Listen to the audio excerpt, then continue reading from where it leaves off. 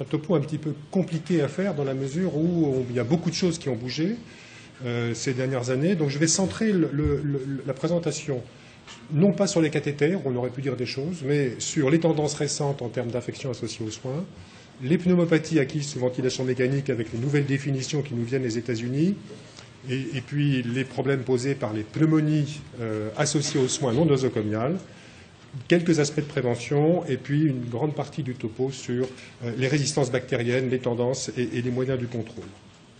Alors commençons d'abord par un paysage sur les infections. Vous le savez, les données de surveillance nationale couvrent à peu près 40% des services de réanimation.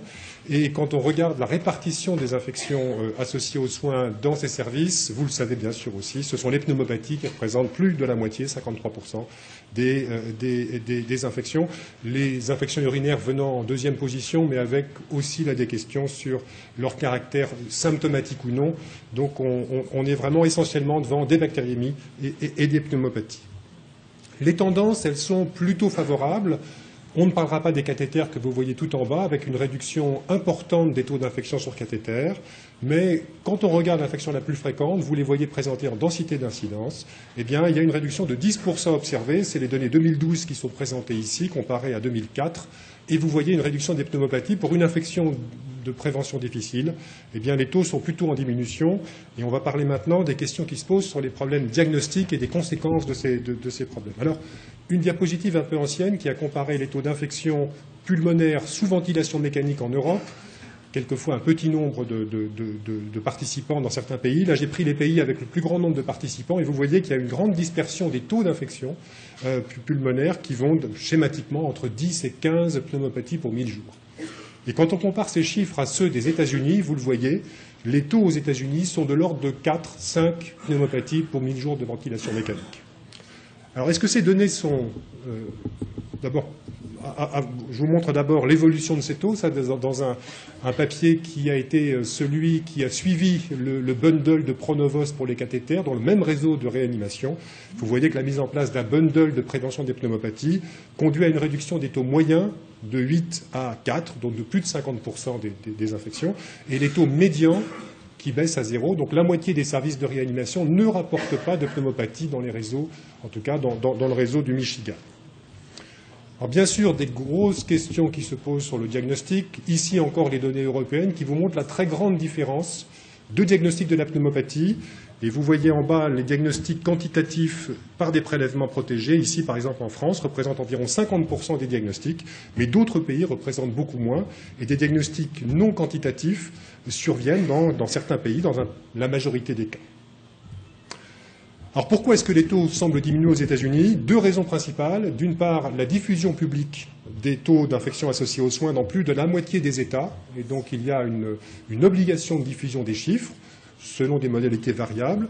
Et puis l'arrivée, il y a 3 ans maintenant, du non-remboursement d'infections associées aux soins considérées comme évitables, dont font partie les pneumopathies sous ventilation mécanique, donc une forte incitation à ne pas déclarer les pneumopathies, ou en tout cas à leur attribuer un autre diagnostic. Et il y a même des auteurs américains, dont celui que vous voyez ici, qui a coordonné la nouvelle définition, qui propose des moyens pour faire baisser les taux de façon un peu artificielle. Vous voyez, interpréter les signes cliniques aussi strictement que possible, interpréter la radio aussi strictement que possible, exiger un consensus sur le diagnostic entre 2 hygiénistes, obtenir systématiquement la validation des réanimateurs, faire un lavage à chaque fois, fixer des seuils, etc., etc. Tous les moyens possibles pour contourner le diagnostic de pneumopathie. J'ai rajouté ici le diagnostic de trachéobronchite, dont vous savez qu'il peut être alternatif à celui de la pneumopathie. Alors effectivement, vous le savez, il y a des limites à cette définition. D'abord, qu'est-ce que c'est qu'une radio pulmonaire modifiée? Les problèmes de fièvre et d'hyperleucocytose qui sont extrêmement fréquents en réanimation et pas du tout spécifiques de la pneumopathie. De nombreuses causes d'altération de la gazométrie chez les patients et des critères bactériologiques, on l'a vu, très variés. Alors, les Américains ont donc proposé et maintenant retenu, c'est une publication de la fin d'année dernière, un nouveau diagnostic qui est basé sur le VAC, l'IVAC ou l'IVAC et les VAP. VAC, Ventilated Associated Condition, et puis IVAC, lié à l'infection, puis ensuite on arrive au VAC, et vous allez voir comment c'est défini ici, je pense que vous avez déjà vu ces données. Qu'est-ce que c'est qu'une VAC? C'est un patient qui est stable pendant 2 jours, en termes de gazométrie, qui s'aggrave pendant au moins 2 jours après, et ça définit là une atteinte pulmonaire, la VAC. S'il a en plus de la fièvre une hyperleucocytose ou une leucopénie et une antibiothérapie d'au moins 4 jours, c'est une Infected Related VAC. Et enfin, s'il a des critères de pneumopathie, eh bien, on est en face d'une pneumopathie associée sous ventilation mécanique, une VAP, qu'elle soit possible ou probable selon les critères qu'on utilise du point de vue microbiologique. Alors cette définition, elle est, vous le voyez, extrêmement d'abord, elle donne les mêmes renseignements, et si on compare les VAP selon la nouvelle définition et les VAP selon l'ancienne définition, donc vous voyez ici définition conventionnelle, définition, disons, nouvelle, eh bien vous voyez qu'en termes de conséquences pour le patient, les choses sont les mêmes. Durée de ventilation mécanique différente, bien sûr, entre les patients qui ont et qui n'ont pas la pneumopathie, mais une durée de ventilation qui est de 18 jours dans les deux définitions, durée de séjour en réanimation identique, la mortalité identique, et donc finalement ce que disent les auteurs, c'est que la nouvelle VAP, reflète bien ce qu'était l'ancienne définition de la VAP selon les critères classiques que nous utilisons ici. Bien sûr, pour faire cette surveillance, il faut des données informatisées. Premier élément, ce qui est le cas dans un petit nombre de réanimations chez nous. Mais il y a des bénéfices. D'abord, en termes de durée de surveillance, vous voyez 3 minutes pour un patient versus 39 minutes selon la définition classique. Et puis, une bien meilleure reproductibilité du diagnostic, 0,79 en score kappa d'un côté et 0,45 de l'autre. Donc, un bénéfice en termes d'homogénéité de la définition. Alors, est-ce que c'est un bon reflet des taux? Alors, pour faire une VAP selon la nouvelle définition, vous voyez qu'il faut au moins 2 jours de stabilité, 2 jours de dégradation, au moins 4 jours d'antibiothérapie. Donc, finalement, une nouvelle VAP, elle doit être pendant au moins 8 jours en réanimation. Et le problème aux États-Unis, c'est que la surveillance est unit-based. On surveille la pneumopathie, non pas par patient, mais par unité, en relevant tous les jours la présence ou non d'un cathéter ou d'une ventilation mécanique. Et si on prend les données justement de Clampas, donc, qui a servi à établir les nouvelles définitions, vous voyez que 8 hôpitaux, donc 50 000 jours de ventilation. Eh bien, regardez en bas de la diapositive ici. Si vous prenez en bas, par exemple, la durée en réanimation, ou plutôt la durée de ventilation, vous voyez que 75% des patients ne peuvent pas avoir de nouvelles VAP, puisque leur durée moyenne, enfin médiane, de ventilation est inférieure à 7 jours. Et donc, il y a vraiment un problème de non-adéquation entre le numérateur et le dénominateur. Alors, avantages et désavantages de cette nouvelle définition. D'abord, bien sûr, une meilleure reproductibilité, qui peuvent diminuer la subjectivité, et donc faire une surveillance plus facile, faire des comparaisons interétablissements, et puis encourager des préventions élargies au-delà de la pneumopathie. En revanche, eh bien, le problème, c'est qu'on met dans les VAP dans un paquet beaucoup plus large des conditions associées à la ventilation, dans lequel on peut un peu oublier la prévention particulière des VAP. Alors, ça a été regardé par l'équipe de Jean-François Timsit, Lila Boisdemas, sur les bases outcomes, et vous voyez donc sur la base outcome que quand on prend les patients qui sont ventilés pendant au moins 5 jours, pour répondre au minimum à cette définition, eh bien 77% d'entre eux ont au moins un épisode de VAC. C'est des chiffres beaucoup plus élevés que ceux qui ont été publiés pour l'instant, où les chiffres de VAC, la proportion de patients avec des VAC était de l'ordre de 20 à 30%. Mais si on réduit aux patients qui ont 5 jours de ventilation au moins, c'est 77%. Et ça englobe toute une série de situations différentes, bien sûr des infections nosocomiales, vous les voyez marquées ici, en premier lieu la pneumopathie, mais aussi des événements non infectieux, auto-extubation, atélectasie, arrêt cardiaque, pneumothorax, les transports du patient hors de la réanimation, du remplissage vasculaire. Donc vous voyez toute une série de conditions dont on ne voit pas bien en termes de prévention, comment aborder la VAC pour en faire un outil utile pour la prévention. Deuxième sujet autour des pneumopathies récents ou d'actualité, ce sont les pneumopathies associées aux soins. Et je vous rappelle la définition que l'ATS avait retenue en 2005 des pneumopathies associées aux soins, tirée d'ailleurs d'une définition sur les bactériémies associées aux soins, disant qu'une pneumopathie associée aux soins non nosocomiale, elle est liée à une hospitalisation d'au moins 2 jours dans les 3 mois précédents, la résidence dans un secteur de moyen long séjour, rééducation ou EHPAD, un traitement à domicile, soit intraveineux, soit traitement de plaie, quel que soit le type de traitement, la dialyse dans les 30 jours précédents et le portage de bactéries multirésistantes dans l'entourage. Donc vous voyez une définition très large qui définit cette infection associée aux soins non nosocomiales, avec 3 cibles principales, les staphylocoques dorés métillaires, le pseudomonas et les entérobactéries BLSE, qui peuvent être des pathogènes responsables d'infections dans ces structures de soins alternatives à l'hospitalisation classique. Alors cette définition a fait beaucoup débat. Beaucoup ont considéré qu'elle était beaucoup trop large et que ça engageait des antibiothérapies à très large spectre dans des situations qui ne le méritaient pas. Il y a eu donc tout d'abord une revue de la littérature qui n'est pas encore publiée mais qui est sous presse dans CID, qui a revu l'ensemble des études qui se sont intéressées justement aux pneumonies associées aux soins liées à des bactéries résistantes. Donc vous voyez ici la description de ces études. Je ne vais pas rentrer dans le détail, mais aller un peu plus loin pour vous montrer d'abord la reproductibilité ou la discrimination des études. Regardez ces deux éléments-là, c'est-à-dire à gauche le tableau, les lignes de gauche qui sont l'ensemble des études, les lignes de droite qui sont les études prospectives, avec donc une meilleure qualité du recueil des données, notamment de la documentation bactériologique. Et vous voyez que généralement, ces études montrent qu'il y a une grande hétérogénéité des données, y compris dans les études qui sont prospectives, avec la seule situation qui est pour le staphylocoque doré métillaire, où là, effectivement, les études sont toutes concordantes pour montrer qu'il y a un lien fort entre la définition classique, pneumonie associée aux soins, quelquefois un peu élargie aux patients immunodéprimés, et la relation avec une bactérie multirésistante. Alors, quand on regarde maintenant la discrimination des critères, donc on va prendre les scores de discrimination. Selon le diagnostic de bactéries multirésistantes, vous voyez quand on prend les études prospectives, eh bien la meilleure discrimination est assurée pour le staphylocoque doré métillaire. Elle est beaucoup moins bonne pour les autres pathogènes, entérobactéries résistantes ou pseudomonas. Et quand on voit l'origine des études, vous voyez que si aux États-Unis on a une bonne discrimination, elle est beaucoup moins bonne dans les études européennes, et elle est moins bonne, bien sûr, dans les études prospectives ou celles qui sont de haute qualité. Alors, quelles propositions on peut faire pour faire évoluer cette définition des pneumopathies associées aux soins? 3 études récentes qui ont regardé quels étaient les critères de discrimination en prenant facteur par facteur les différents éléments. Donc, vous les voyez listés ici, l'étude de Shore, d'Aliberti et de Shindo, toute récente, qui a regardé comment est-ce qu'on pouvait proposer un score de risque. Donc, l'hospitalisation récente apparaît partout, l'hospitalisation, enfin le séjour dans les secteurs de moyen et long séjour apparaissent, l'hémodialyse ou l'insuffisance rénale chronique pour 2 des scores, les comorbidités, l'immunosuppression ou la sévérité dans chacun des 3 scores, un traitement à domicile, la sonde gastrique. Vous voyez donc des scores un peu différents et qui vous montrent que dans ces 3 études, le taux de discrimination est lui élevé entre 0,71 et 0,79.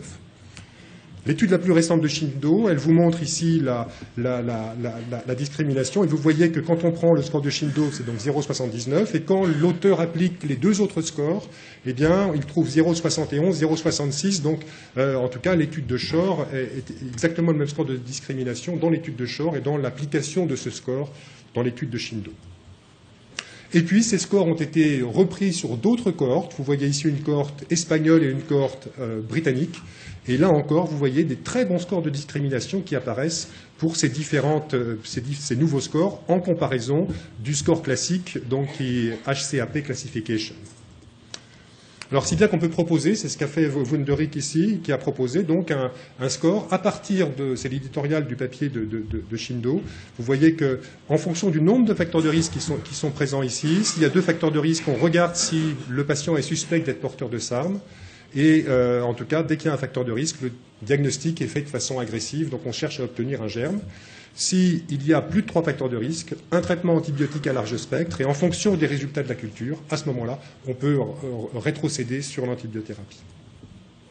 Deuxième volet de la présentation, qui est l'évolution des résistances. Alors, vous connaissez tous ces diapositives qui vous montrent l'évolution des résistances. Je vais centrer le topo sur les entérobactéries, mais aussi un petit peu sur le staph doré métillaire. Donc, l'évolution des résistances de colibacilles au C3G. Ici, donc, en majorité, ce sont des BLSE. Ici, en Europe et dans les bactériémies, avec un chiffre qui passe de 2002 à 2012. Vous voyez qu'en 2012, 11% des bactériémies à colibacilles étaient BLSE, qu'elles soient d'ailleurs communautaires ou nosocomiales. Donc, un taux qui est passé de moins de 5 à 12% en l'espace de 10 ans. Pour ce que l'évolution pour la Klebsiella pneumoniae, eh bien, vous le savez, 24% des bactériémies à Klebsiella sont C3GR dans le réseau européen, la France se situant dans la moyenne en fait, des chiffres européens. Tout ça conduit à une augmentation de la résistance, et là on est au niveau national, c'est les données du réseau national BMR qui vous montrent que la courbe SARM et BLSE a croisé. La réduction des SARM s'accompagne de l'augmentation des BLSE en 2010, et donc une augmentation plus importante des BLSE. Augmentation qui n'est pas liée qu'au staphylocoque doré, qu'au colibacille BLSE. Et vous voyez sur cette diapositive qui est l'ensemble des données microbiologiques à l'APHP, qui là est un petit peu en avance malheureusement sur l'évolution des résistances, que c'est bien une épidémie de colibacille BLSE, vous la voyez en violet ici, avec une augmentation très rapide des taux d'incidence, mais c'est aussi une épidémie en jaune ici et en bleu ici, de Klebsiella pneumoniae BLSE et d'entérobactères BLSE. Et donc, ce n'est pas qu'on n'est pas en face uniquement d'une épidémie à coli BLSE, dont une partie, vous le savez, vient de la communauté. Alors, si on prend les chiffres, là maintenant, on est en réanimation, c'est les données de surveillance. Si on prend les chiffres à gauche en pourcentage, à droite en taux d'incidence, vous voyez que les données ne paraissent pas catastrophiques. Si en revanche, on regarde les données à partir des 3 enquêtes de prévalence, 2001, 2006, 2012, enquête nationale de prévalence. Et là, j'ai repris le pourcentage de résistance parmi les infections en vert à staphylocoque doré, en rouge à entérobactéries BLSE. Donc le taux de SARM est passé, le taux d'infection nosocomiale à SARM en réanimation est passé de 55 à 32%, donc la réduction que vous connaissez. En revanche, celui des entérobactéries résistantes au C3G, mélangeant BLSE et hyperproducteurs, est passé de 16% à 30%, donc les taux de résistance a doublé en 10 ans. Un tiers des infections de réanimation sont liées à des entérobactéries C3G-R. Enfin, un tiers des infections à entérobactéries. Un tout petit mot sur l'évolution des bactéries hautement résistantes. Alors à gauche, vous voyez l'entérocoque résistant à la vancomycine, avec en haut la carte de l'Europe. Et là, on est vraiment du très bon côté de l'Europe. On reste avec des taux de bactériémie à entérocoque vancouver à moins de 1%. Donc les chiffres sont rassurants. On le verra après au prix d'une stratégie lourde de contrôle. Et vous voyez en bas les signalements des épisodes à l'INVS avec l'augmentation de ces cas dans les années 2006-2008 et une stabilisation, voire une diminution des épisodes de RV ces 3 dernières années, au prix, donc je l'ai dit, de mesures lourdes de contrôle.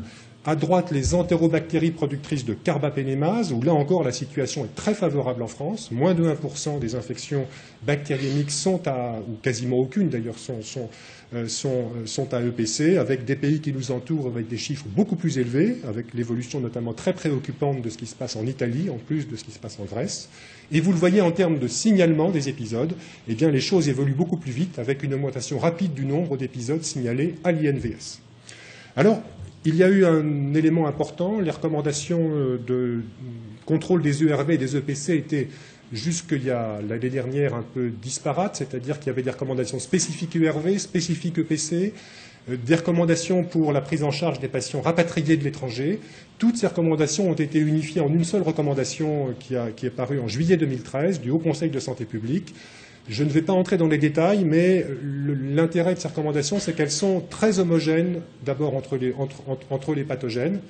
Bien sûr, elles vont cibler les ERV et les EPC, mais aussi pour la réanimation, Acinetobacter baumannii en situation épidémique peut être pris en compte, pris en charge exactement de la même façon que les ERV et les EPC. Elle insiste sur le risque majeur des patients rapatriés, et donc aussi les patients hospitalisés dans les 12 mois précédents, comme étant les patients qui vont importer, faire entrer ces bactéries dans les services, y compris les services de réanimation, peut-être même d'ailleurs plus les services de réanimation que les autres. L'évolution est aussi sur l'assouplissement des mesures qui sont plus adaptées à l'analyse du risque. Et donc ça laisse plus de champ aux équipes d'hygiène, aux Séclin ou aux Arlin pour faire une analyse de risque et proposer des mesures adaptées à la situation épidémique. Elle rappelle l'importance des précautions complémentaires contacts strictement appliquées et l'importance d'un dépistage des patients qu'on appelle des patients contacts, un dépistage qui est très extensif et prolongé. Il y a des recommandations très claires sur la prise en charge des patients contacts qui peuvent impacter sur la vie des services de réanimation, puisque ces patients sont considérés comme contacts jusqu'à l'obtention de 3 dépistages négatifs. Rappelle l'importance des précautions standards et de l'importance de la gestion coordonnée de ces cas. Donc il faut absolument, quand vous avez ces cas, que les décisions soient prises de façon collaborative, notamment avec l'équipe d'hygiène, le CLIN, et bien sûr la direction de l'hôpital, puisqu'il y a un impact fort, souvent, régulièrement, sur l'organisation des soins dans un hôpital quand ces situations surviennent. Alors ensuite, il y a eu plusieurs publications récentes sur les tentatives de décontamination, décolonisation. Alors pourquoi proposer une décolonisation cutanée? Principale raison, d'une part les infections de cathéter, dont l'origine est essentiellement extraluminale, donc liée à la flore cutanée du patient, et d'autre part parce que pour SARM et pour ERV, eh bien, le site de colonisation sont cutanés, en plus du nez pour le SARM et en plus du tube digestif pour les entérocoques résistants à la vancomycine. Alors, les mesures possibles, c'est la chlorhexidine, donc des toilettes avec des lingettes imprégnées à 2% de chlorhexidine sans rinçage, et puis éventuellement l'utilisation associée de la mupirocine comme décontaminant du portage nasal de staphylocoque doré métillaire. Jusqu'alors, beaucoup d'études avaient été menées, vous les voyez résumées ici dans une revue de la littérature de 2012, qui suggérait que quand on regardait l'intérêt de la toilette à la chlorhexidine, on réduisait de 50% la survenue de bactériémie. Quand on regardait l'intérêt des lingettes, eh bien, on réduisait de plus de 50% les bactériémies. Et vous voyez aussi une réduction des bactériémies associées au cathéter ou acquises à l'hôpital de l'ordre de 50%. Toutes ces études étaient des études avant-après, et donc avec un biais de publication, vous voyez présenté ici un biais de publication important. Vous voyez là, donc significativement, il y a un biais de publication dans les études précédentes. Alors, on va centrer la suite sur quatre publications, donc Climo et Millstone, qui sont la même étude, l'une chez l'adulte en réanimation adulte, l'autre chez l'enfant. Vous voyez deux études en cluster, qui chacune fait 2 fois 6 mois en crossover, avec 9 et 10 services de réanimation, et qui va comparer pour les adultes et pour les enfants la toilette standard à des lingettes imprégnées de chlorhexidine, avec comme endpoint pour les adultes les bactéries multirésistantes et les bactériémies associées aux soins, et uniquement les bactériémies associées aux soins en pédiatrie. Troisième étude, l'étude de Wang, qui s'est intéressée dans là un très grand réseau de réanimation, 74 réanimations. C'est une étude en cluster aussi. Vous voyez 12 mois puis 18 mois, 12 mois d'observation, 18 mois d'intervention, avec randomisation des réanimations en 3 périodes, enfin 3 types d'approches, dépistage et précautions complémentaires contact pour les patients porteurs. On y rajoute dans le groupe 2 une décontamination ciblée sur les porteurs, associant chlorhexidine et mupirocine. Et puis, dans le troisième groupe, une décontamination universelle de tous les patients, qu'ils soient ou non porteurs de staphylocoque doré métillaire, et le endpoint est l'infection ou la bactériémie à staph doré métillaire. Et dernière étude, dont le chef de file est dans cette salle, l'étude en réanimation, l'étude Mozart. Vous voyez, 13 réanimations, une étude en 3 périodes de 6, puis après 12 mois, avec une observation, sans intervention, sans aucune intervention, puis une stratégie dite universelle ou horizontale, associant promotion de l'hygiène des mains et décontamination par les toilettes, par les lingettes à la chlorhexidine, et enfin, on rajoute à cette deuxième stratégie un dépistage et des précautions contact. Le endpoint, là, c'est l'ensemble des bactéries multirésistantes, qu'il s'agisse des SARM, des entérocoques résistants à la vancomycine et des entérobactéries résistantes au C3G, qui sont en majorité, donc 90%, des entérobactéries BLSE. Alors, première étude, comparaison lingette versus toilette standard. Vous voyez ici, donc, quand on prend le endpoint, qui sont les bactériémies, une réduction du risque de bactériémie quand tous les patients sont pris en charge avec de la chlorhexidine. Et vous voyez ici donc une réduction de l'acquisition globale des BMR, avec les taux d'incidence dans le groupe contrôle et dans le groupe chlorhexidine, une réduction des acquisitions de RV, mais pas de réduction des acquisitions de SARM significatives, et puis une réduction des bactériémies, qui en majorité sont des bactériémies associées au cathéter. C'est là que la réduction est observée principalement, pas dans les autres groupes. Seul problème, c'est que quand on regarde les bactériémies primaires, vous voyez qu'il ne se passe rien sur les staphylocoques dorés, c'est le même nombre des deux côtés, et qu'en revanche, la réduction, elle porte sur les staph coagulases négatives et sur les champignons, et c'est là que la réduction principale est observée. Deuxième étude, l'étude de Wang, 74 services de réanimation, 3 stratégies, précautions, décontamination ciblée ou bien décontamination universelle. Eh bien, si on prend les prélèvements cliniques à staphylocoque doré métillaire, vous voyez qu'il y a une réduction dans le groupe 2 et dans le groupe 3, en comparaison baseline versus intervention. Et quand on prend les bactériémies à staphylocoque doré métillaire, la réduction n'est plus du tout significative dans le groupe 2, et elle n'est pas significative non plus, mais il y a une tendance à ce que la décontamination universelle soit efficace pour réduire les bactériémies à ça. Mais retenez qu'elle n'est pas il n'y a pas de réduction significative des bactériémies à SARM. Et là encore, un certain nombre de questions, puisque vous voyez, quand on prend les bactériémies à SARM dans le groupe 3, là, il n'y a pas de réduction, et la principale réduction est observée sur les germes commensaux-cutanés, autrement dit les staphylocoques blancs. Quatrième étude, je ne parlerai pas de l'étude de 3 minutes, mais je pense que ça va tenir. Quatrième étude, celle l'étude Mozart. Vous voyez ici l'amélioration de l'observance de l'hygiène des mains dans le groupe précaution universelle, qui passe à 69%, 77%, ça continue à monter dans la période 3, et l'observance de la toilette à la chlorhexidine, elle est très élevée d'emblée, dans le 100% dans les deux groupes.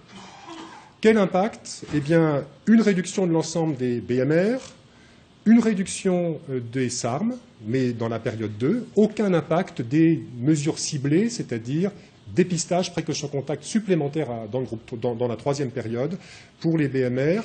Et par contre, et ce qui est extrêmement inquiétant, c'est que pour les entérobactéries C3GR, il n'y a aucun impact d'aucune des mesures, ni universelle ni ciblée, sur la réduction de ces entérobactéries BLSE. Alors, il y a des limites à toutes ces études. D'abord, les critères de jugement. C'est l'hémoculture à staphylococcus négative, dont les critères sont beaucoup plus larges aux États-Unis qu'ils sont en France. La définition des événements, bactériémie associée ou liée au cathéter, toujours ces différences entre l'approche que nous avons et celle qu'ont les Américains. Et puis, il y a bien sûr des questions sur est-ce que c'est juste l'intervention technique ou c'est l'effet étude qui importe? Et là, il y a des choses à regarder. L'émergence de la résistance. Et puis, bien, dans aucune de ces études, le rôle des antibiotiques n'est abordé. Alors, résistance à la chlorhexidine, il y a effectivement un certain nombre de motifs de préoccupation. Je vous montre 2-3 études, mais on n'a plus beaucoup de temps pour vous montrer que quand on utilise la chlorhexidine, on s'expose à voir apparaître des souches qui sont porteuses de germes de résistance. Vous les voyez, CAC-A, CAC-B, SMR, qui sont des enzymes qui provoquent l'efflux en fait, des antiseptiques. Ils sont sur des éléments génétiques mobiles, ce qui pose un problème de dissémination, de transmission de ces souches, et ils induisent une diminution de sensibilité à la chlorhexidine. Donc, 2 études ici qui montrent la relation qu'il y a entre utilisation de la chlorhexidine et l'apparition de résistance. Et c'est peut-être aussi, avec un impact dans les services de réanimation, ce travail avait été publié il y a 3 ans, qui vous montre que successivement, dans une épidémie en réanimation, on introduit l'hygiène des mains, puis le cohorting des patients, et enfin la toilette à la chlorhexidine. Et vous voyez qu'à gauche, quand on prend une souche qui s'appelle non-TW, qui est, elle, sensible à la chlorhexidine, eh bien, il y a une bonne efficacité de l'intervention C, vous la voyez ici, avec une réduction de 66% des acquisitions de SARM. Mais quand on prend la souche dite TW, eh bien, il y a une augmentation de ces souches au moment où on introduit les lingettes à la chlorhexidine, avec des souches qui sont de moindre sensibilité à la chlorhexidine par rapport aux souches non TW. Un impact aussi à l'utilisation de la mupirocine. Ce travail, c'est un travail hollandais, où les Hollandais maintenant utilisent largement la décontamination du staphylocoque doryméthiès en préopératoire. Et vous voyez que la consommation de mupirocine est directement en lien avec l'émergence de la résistance des staphylocoques blancs dans le nez, pardon, pas dans le nez, ici, dans les hémocultures à la mupirocine. Donc on constitue un réservoir éventuel de dissémination de la résistance à la mupirocine. Il s'agit là de la résistance à haut niveau à la mupirocine. Je n'ai pas trop le temps de parler... Christian? Non. Alors, je vais passer très vite pour vous dire simplement les effets possibles de la décontamination digestive, dont vous savez que quand on l'utilise, il y a une méta-analyse qui montre qu'on réduit en fait la résistance durant l'intervention, mais qui a peut-être un effet rebond, et que l'on voit bien sûr apparaître des résistances, et là c'est un travail publié récemment, dans une épidémie à BLSE, dans une réanimation hollandaise. Vous voyez que quand on a commencé à utiliser colitobramycine pour décontaminer les patients, on génère des Klebsiella pneumoniae BLSE qui deviennent moins sensibles à la colimycine, et vous voyez ici la fréquence des isolats Collier-Tobraer qui augmente bien sûr avec l'utilisation de cette décontamination digestive sélective. Je n'ai malheureusement pas le temps de vous parler de ces aspects-là. Je voulais terminer sur des éléments de consommation antibiotique pour vous montrer les données nationales françaises et l'évolution des consommations. Donc, premier élément, en France, quand on prend les réseaux de surveillance, la consommation est stable, en tout cas ne diminue pas dans nos hôpitaux. Par contre, certaines molécules sont dans l'augmentation rapide. Vous voyez ici, sur l'espace de 4 ans, l'augmentation de consommation piperatazo, ceftriaxone, ceftazidime, cefotaxime, carbapénem, une augmentation de l'ordre de 40 à 50% en 4 ans, donc extrêmement rapide. Si on va en réanimation maintenant, voilà ce que donnent les réseaux de surveillance. Il y en a deux qui ont publié les données, Séclin Sud-Ouest et Séclin Paris-Nord. Vous voyez que les consommations sont de l'ordre de 1200, 1400, 1500 doses définies journalières pour 1000 jours patients. Donc, il y a là plutôt une augmentation dans les deux réseaux de surveillance. Et peut-être l'élément favorable, c'est ce qui est peut-être en train de se passer sur les carbapénem. Donc, vous voyez que 2007-2009, là, c'est les données du Séclin Paris-Nord en réanimation. Et hors réanimation, la ligne verte, c'est hors réanimation. Il y a une augmentation des consommations de carbapénem, mais en réanimation, eh bien, on a l'impression que les consommations, après avoir augmenté entre 2007 et 2010, sont plutôt en diminution en 2011 et 2012. Donc peut-être un effet des réflexions et recommandations sur l'utilisation de ces molécules de dernière ligne. Donc en conclusion, sur les pneumopathies, on a vu la difficulté et la variabilité de la surveillance, la réduction des taux obtenus malgré les difficultés de la prévention, et donc des définitions qui sont maintenant plus précises pour l'antibiothérapie probabiliste des pneumopathies associées aux soins non nosocomiales. Pour le contrôle des BMR, clairement l'enjeu dans les prochaines années, ce sont les entérobactéries BLSE, avec des questions qui se posent sur l'évolution des résistances des agents en prophylaxie. On n'a pas vu les antibiotiques, mais on a vu la chlorhexidine et la mupirocine. Que faire en termes de décontamination dans les services où la résistance est beaucoup plus fréquente? Et donc une étude va partir bientôt dans ces services-là pour regarder l'impact de la SDD-SOD. Et puis, bien sûr, on ne sait pas ce qui se passe ou très peu de choses sur l'impact de l'antibiothérapie dans la dynamique de résistance. J'aurais bien voulu vous montrer quelques données. Je n'ai pas pu le faire. Il y a quelques arguments pour l'utilisation de la chlorhexidine. Et là, je ne vous ai pas montré de données sur les cathéters, c'est plutôt sur les cathéters qu'on a des arguments très positifs pour utiliser la chlorhexidine en remplacement de la bétadine. Donc c'est des choses qui sont en cours de travail, avec malgré les réserves méthodologiques et le risque de résistance dont je vous ai parlé. Et en termes d'études de prévention, le travail récent Mozart montre bien qu'il est essentiel dans ces études de regarder l'observance de l'hygiène des mains et de le faire de façon précise et continue, comme ça a été fait dans l'étude Mozart, mais pas dans les autres études. Et sans doute aussi d'intégrer le rôle des antibiotiques dans cette dynamique de la résistance, ça qui n'est jamais fait dans les différents travaux. Je vous remercie.